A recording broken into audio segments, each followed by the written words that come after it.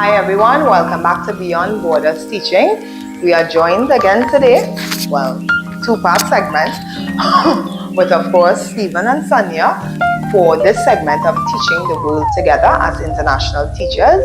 So in this part 2, we'll dive into more topics and headings with regards to their journey of being international teachers here in the US. Stay tuned. So we just spoke about life as a couple. Now in this segment, I'd like to find out about, do you all have any fun and personal memories to discuss? So what has been earlier you were talking about places you have traveled to while here and creating those memories. What has been your most favorite place to visit in the US so far? What are some of the places you've been to? For me, Williamsburg in Virginia. I love beaches and all of that kind of stuff. That's something that I loved. But that specific town was the most special trip. Because in Colombia is very famous a celebration that we had on December the 7th. Okay. That is the Candles Day. Okay. So I was trying, or am trying, to keep that tradition here in the US, inviting some friends. Yes. To light up the candles. But we didn't even know about that town. That town on December the 7th, they did something similar last year. They preserved like a old town, the Native American old town. Okay. And every window has a candle. And they have fireworks at a certain point of the day to celebrate the start of Christmas or December. So for us was special. Well, for me was special because of the Candles Day. Yes. So it was something from home, something that I can just join from my culture. So that was special for That's me. meaningful. I'll be able to experience that. Yeah. For me, it was New York. My favorite city, I'm sorry to say. Yeah, the Big Apple. Because, you know, I think New York could be the most famous city in the world. Everybody knows New York. Yes. It's beautiful. It's nice. It's a little too crowded for my taste, for my like, but too much traffic. Yeah, but it's beautiful. Yes. And I never thought I would be in New York. Never. And I've watched movies, series, everything about Sex New York. Sex and the City here. Love it. All New York. Sex and the City. Loved it. So it's, I always wonder, because everything happened in New York. Yes. Everything. Aliens. Alien invasion. Serial killers.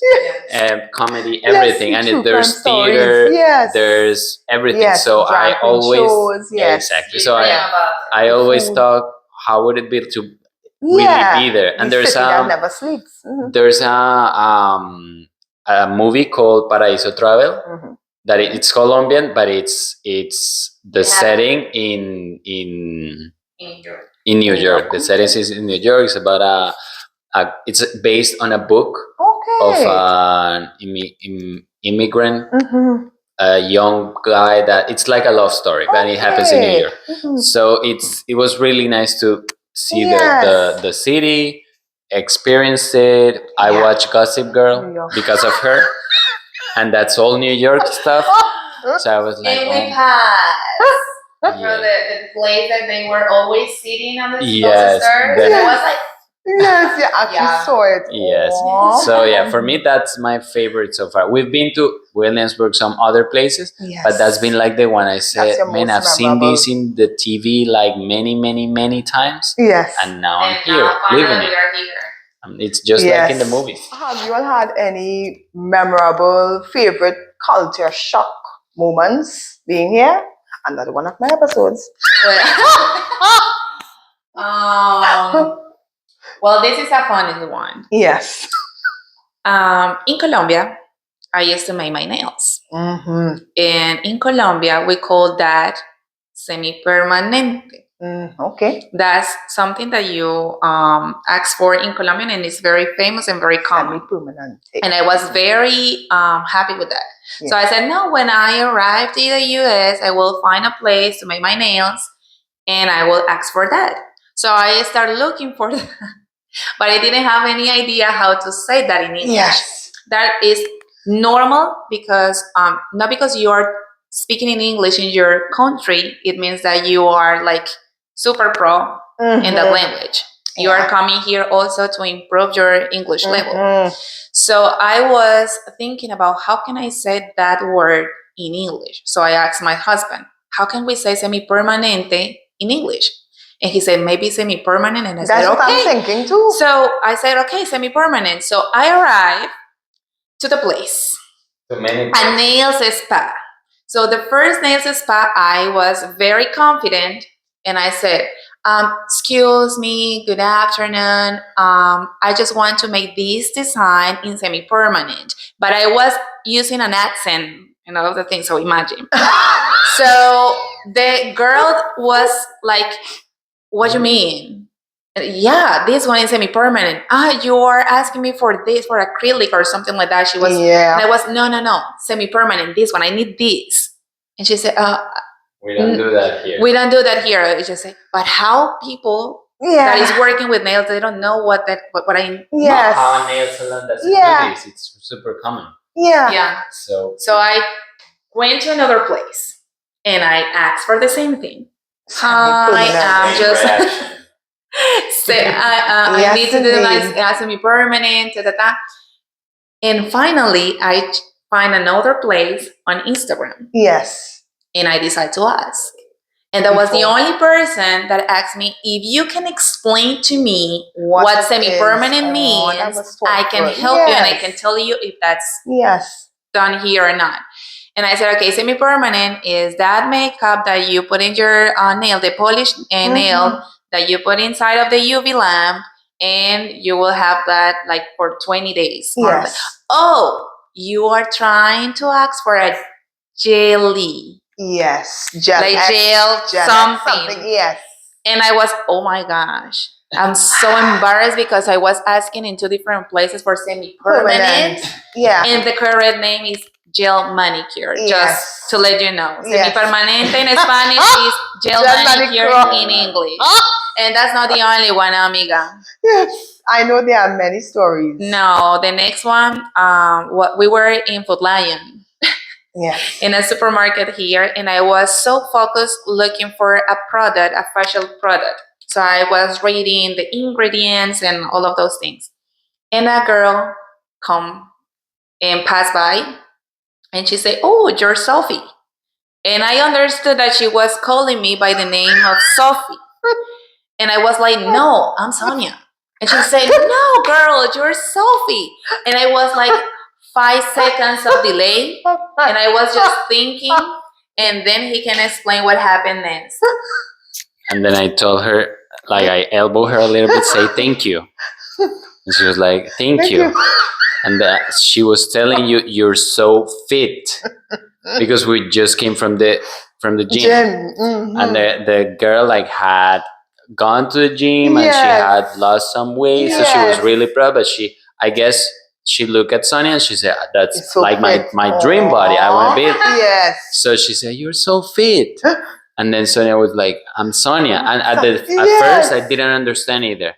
I'm like, that's weird. And then she said again, you're so fit. No, yes, you. And then I understood so fit, but she was speaking, I don't know, maybe we weren't, our brain wasn't braining or something. So it's because here people used to delete the last sound. Yes. So you most of the time don't understand the language. Some words that it's they English, are saying. You can understand the whole conversation, but if the last word they said, they delete the last sound. Yes. So that's why I didn't understand. So feet. Yes. With letter T at the end, I just understood Sophie. I have a similar little story to give in terms of words. I went to Miami to meet some friends, and we went to a grocery, I think, whatever grocery it was. And my friends came in from my home country, and while shopping there, we wanted to buy a lotto ticket. So we went to the guy and we said, hey, we're looking, where can we get a lotto ticket?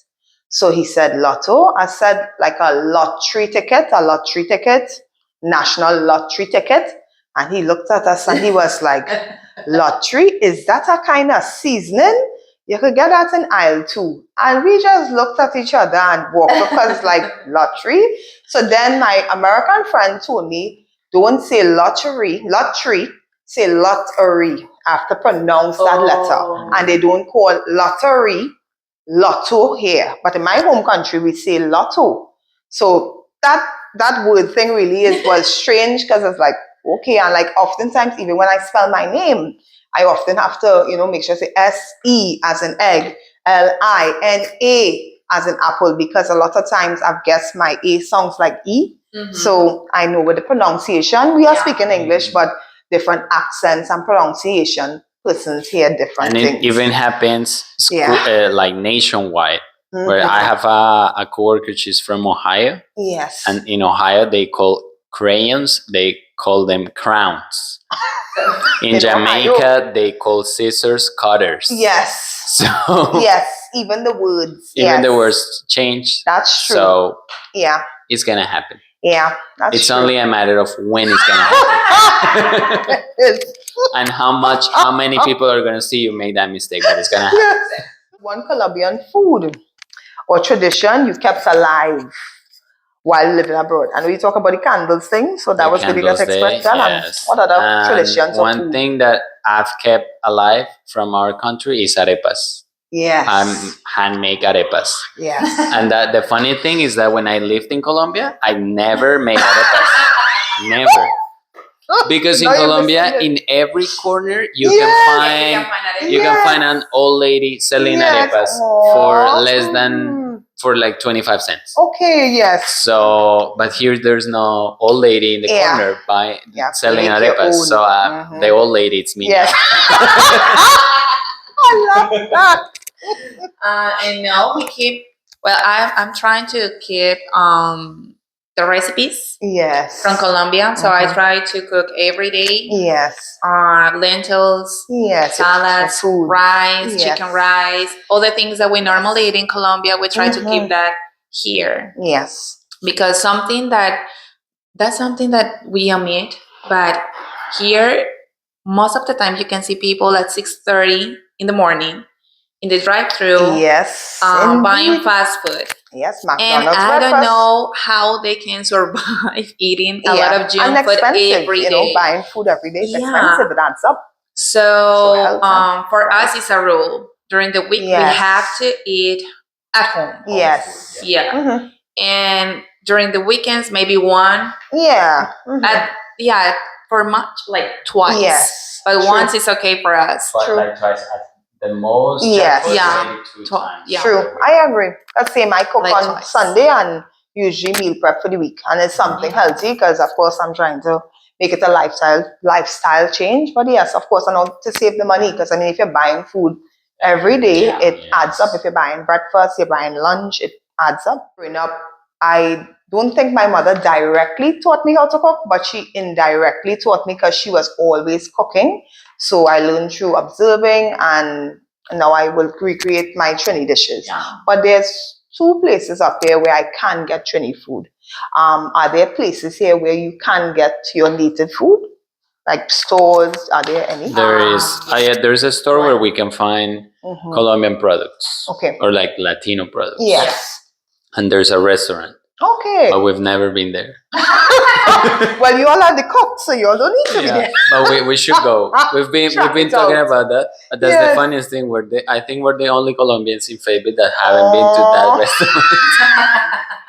What advice, what tips you all would like to share to future couples who might be considering this experience? I can suggest, if you are planning to come together and applying together as a teachers, tell your sponsor that both of you are applying and that you are fiancés, or if that person is your wife or your husband, so they can find the best schools for you. Maybe the same one, because we know about people that are working in the same school, or like us, that we are not like too close but not too far. Yeah, the 40-minute so drive. They can find a way that keep you close. Yes. And if you are planning to come here, one J1 visa and the other J2, just be patient. Yeah. And have a plan. Save money. Yes. Don't take anything personal. Support each other. Yes. That's the most important thing. To have fun, no matter what. Yes. To laugh of everything that happens to you and your husband or wife. Well, thank you. That's beautiful. I think you said it all. But yes, just enjoy the experience, enjoy the journey. Like the destination is the journey. Yes. There's not gonna be a day that you say, okay, I figured it all out. There's always gonna be something at school, at work, in life. But do prepare to come here, but be flexible, because sometimes, as much as you plan things go wrong or go different ways. So just be flexible. Okay, if this doesn't work, let's find a solution instead of just focusing in the problem. Yes. Okay, so it's important to plan. I am not a really good planner. That's why my wife is here for me. So I just go with the flow, with trips, everything. She planned where we're gonna live. Yes. Where I was just there to move the stuff around. That was my That's your job. that was my job. Yeah. Okay. So that's it. And know your strengths. She's a really good planner, but with like dealing with the bank or the dealer or stuff like that, I'm better for that. Yes. So you have to find what you're good at, because if you want to be doing everything yourself, you're going to be overwhelmed, you're going to be stressed out, you're going to stress your partner out, and you're not going to enjoy your time here. So just know what you can do, and what you don't know, you don't know. Yes. Yeah. Because I would say for me and my husband coming here, of course, as you explained, pulling on each other's strengths, and I guess have that teamwork in order to foster it being a good experience here teaching in the US. So I hope you all can take some wisdom from that, how important it is to pull on each other's strengths. It reminds me of that biblical part of the Bible where it talks about being evenly yoked, where you would, lean on Sonia for certain things as well as she would lean on you for certain things. And I think that is crucial for couples coming, that you should begin with the end in mind. So my spouse and I, before coming here, we would have, pulled together, what is the budget going to look like? What are the goals we have for being here? Of course, as I'm sure we all have goals as international teachers to better ourselves in this profession, to have that level of professional growth, development, to, appreciate another culture, to get to do all the things we have done, all the memories you all have created together. And of course, savings, whatever the case is for each individual couples. So beginning with the end in mind, I would say, has been key for me. So that even days you feel overwhelmed and stressed out, you just go back to what's my reason and purpose, for being. And thank you all for all what you shared. It was definitely a worthwhile contribution. Yes. No, thank you so much, Sally, for inviting us. No, thank you. And just something to close up this. I know that being teacher here is overwhelming. Yes. And maybe you will have like lack of time to do things at school. But don't let that to take your time with your husband and wife. Just always find the time to spend with him or her. Yes. To have a date, to have a trip. Yes. So to keep that love alive. I agree. Yes. But thank you so much, Sally. It was so much fun. I hope you enjoyed this interview.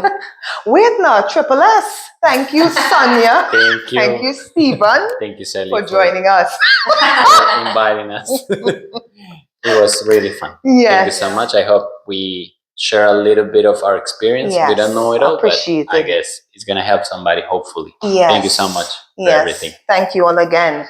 And thank you all as well for tuning in to this week's episode of Beyond Borders Teaching.